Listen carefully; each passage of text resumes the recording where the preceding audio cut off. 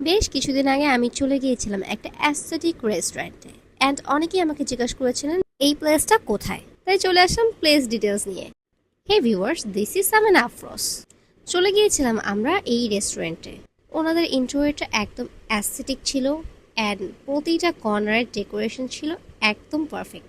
এই রেস্টুরেন্টের ভেতরে যে আপনার মনেই হবে না আপনি বাংলাদেশে আছেন। ওনাদের প্রতিটা কর্নার আপনাকে এইরকম একটা ফিল দিবে, মনে হবে আপনি বাহিরের কোনো রেস্টুরেন্টে আছেন।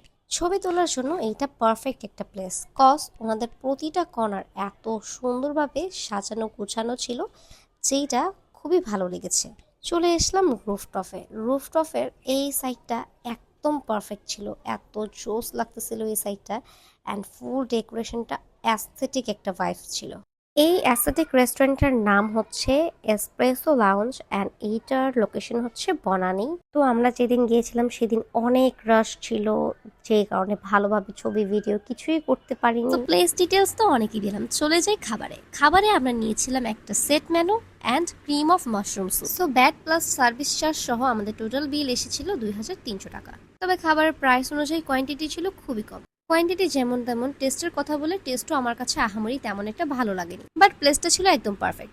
সো আমরা খাওয়া দাওয়া শেষ করে একদম বাসার উদ্দেশ্যে চলে আসি। আজকের মতো এখানেই, বাই।